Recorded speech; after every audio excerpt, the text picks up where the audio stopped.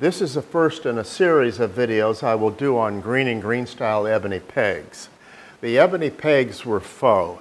They had no structural purpose. They did have a purpose of utility from time to time.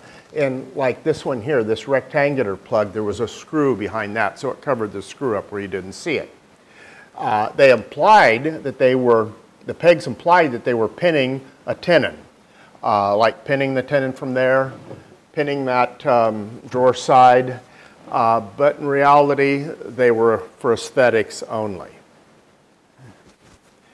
Now, if you've surfed around on the web or you've read different books, watched different videos, you'll know that not all ebony pegs look the same. Some of them have kind of a bulbous look like this. Some of them are flatter like this guy.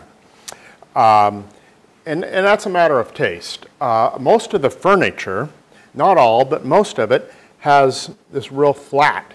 I like that. I feel that looks more refined. But if you look at the interiors, the built-ins of the Greene and Greene houses, a lot of times it was more this bulbous thing.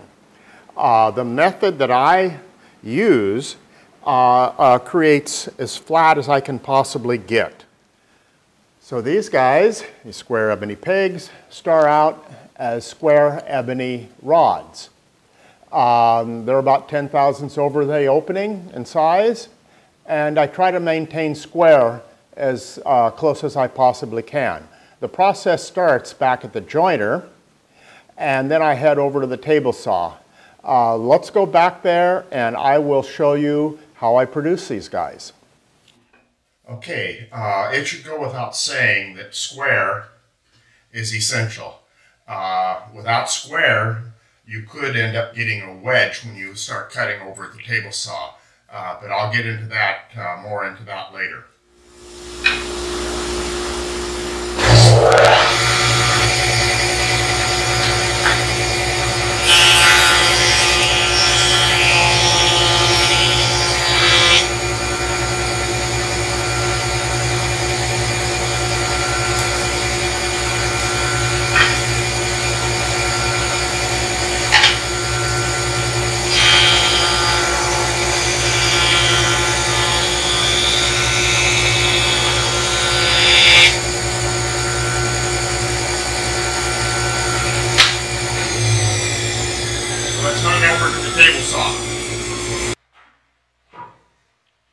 Okay, I'm going to start by squaring up this piece. Taking these, this is the edges that I ran over the joiner. I want to make these edges parallel to them. And the reason for that is, if this piece bows at all, I want to have the possibility of always putting the convex side against the fence. I have more control over the cut on a convex shape by pushing pressure right there and keeping it against the fence. Concave, it wants to pull it out in the middle, and it's really hard to push this guy in and keep it even.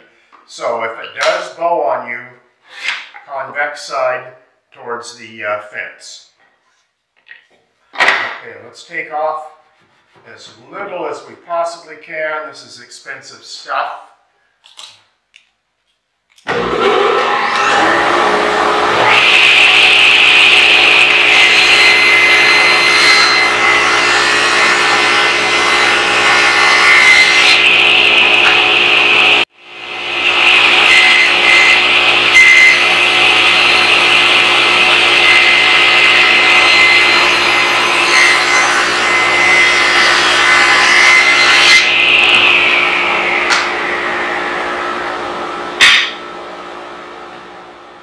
Okay, let's set this aside for now, and we're going to run a test cut.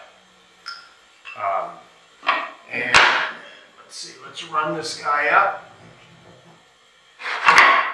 And today we're doing 1/4 inch. So I'm going to hit just a little over 1/4 right there. I'm usually fairly close. And let's go ahead and do a test cut.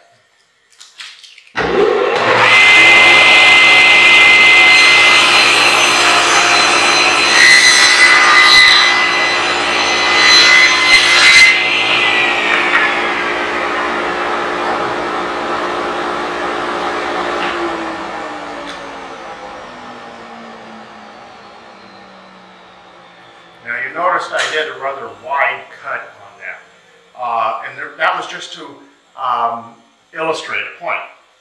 If you are having inconsistencies in your cut, it could possibly be that the blade is out of square, in which case you will get a wedge. And using the calipers, I'm within a couple thousandths of where I want to be for the initial cut on, for the final cut on the ebony, but I'm also fairly square.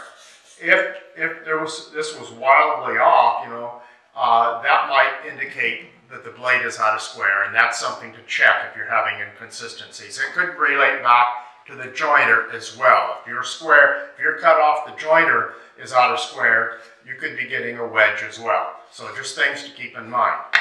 So we are pretty close there, so I'm going to go ahead and cut the ebony.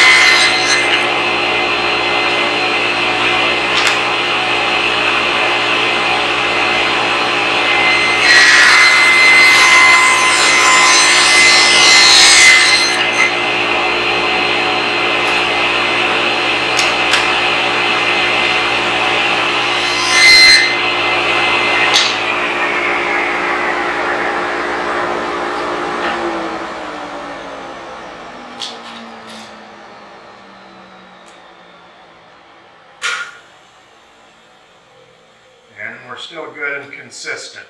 One thing I did not mention that I probably should have, if my initial rough cut was off by very much, I would come back with my Mighty Mag and dial indicator and adjust accordingly.